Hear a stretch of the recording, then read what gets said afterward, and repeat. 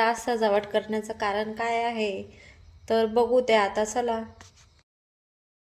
Hello friends, तर good morning, sorry good evening. तर आज आहे ना माझ्याकडे ना हळदी कुंकू आहे आणि ना तर त्याच्यासाठी मी इथे ना दूध बनवून घेते. इकडे मी ना दूध बनवायला ठेवलेलं आहे. त्याच्यात अजून थोडं मसाले टाकायचे बाकी आहे, बाकी गोष्टी टाकून झालेल्या आहे. इकडे ना गौरी मैथिलीन ते ना रांगोळी काढताय आणि इकडे रोबीकडे छोटे छोटे पोरं खेळायला आलेले. तर सांगितलेल्या टायमावर हे आंटीन ते तर येऊन गेले होते, पण बाकीचे भरपूर जण यायचे बाकी होते आणि घरामध्ये छान असं मस्त डेकोरेशन करून घेतलं होतं. डेकोरेशनमध्ये मिस्टर आणि मैथिली आणि गौरी या तिघांचीच खरी मेहनत आहे.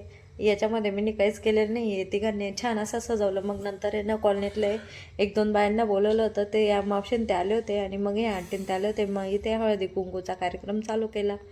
मग इथे हळदी कुंकू देऊन घेतलं मी त्यांना. मग एक जण येत होतं आणि ना गोडमध्ये तर दूध केलं होतं, ते तर तुम्हाला मी आधीच सांगितलं. तर हे ताईन ते आले होते, त्याच्यानंतर आंटीन ते बी आले होते आणि आज ना नेमकी माझे मामीन ते देखील गावावरनं आले होते आणि दीदी बी तिच्या मुलाला दाखवण्यासाठी दवाखान्यामध्ये ती बी आली होती. तर त्यांना बी बोलवून घेतलं होतं आणि बाकीच्या लोकांना बोलवलं होतं, ते तर काही आले नाही. आणि मग इथे हळदी कुंकूचा कार्यक्रम मस्त छान असा झाला. शेवटी ना ओखाने देखील घेतले. मावशीन त्यांनी इथं छान नाव घेतलं आणि वहिनीने देखील. तर ना मग इथे हळदी कुंकूचा कार्यक्रम झाला आणि पुढील लॉंग व्हिडिओ नक्कीच बघा आणि नंतर शेवटी आम्ही काही फोटो काढून घेतले.